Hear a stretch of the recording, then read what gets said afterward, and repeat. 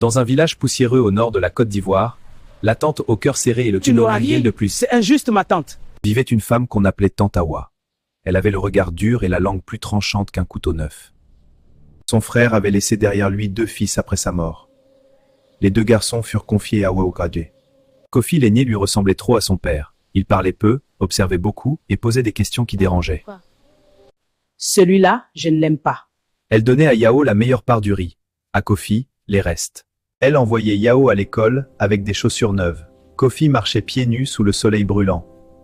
Quand Kofi réussissait à l'école, elle disait C'est la chance. « Quand Yao échouait, elle disait Mon fils est fatigué, on lui met trop de pression. » Les années passèrent. Kofi travaillait en silence.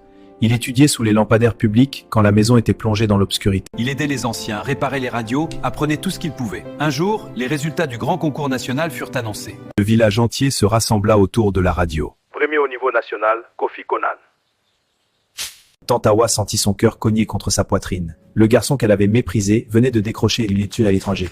Une bourse pour partir étudier à l'étranger. Les journalistes arrivèrent. On lui demanda. Oh oui, extrêmement fier de votre neveu. Elle força un sourire. Mais ce jour-là, quelque chose changea. Les années encore passèrent.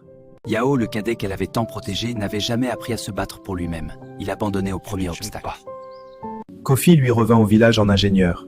Il construisit un centre d'études, offrit des bourses aux enfants pauvres. Et il fit réparer la vieille maison de sa tante. Pourquoi fais-tu tout cela pour moi après tout ce que je t'ai fait? Kofi répondit calmement. Parce que ton mépris m'a appris la force. Et parce que je refuse de laisser la haine décider de mon cœur. La tante pleura pour la première fois depuis des années. Elle comprit que la réussite révèle les cœurs. Elle révèle la grandeur chez certains et la petitesse chez d'autres. Morale, ne méprise jamais l'enfant silencieux. Le baobab pousse longtemps avant d'atteindre le ciel.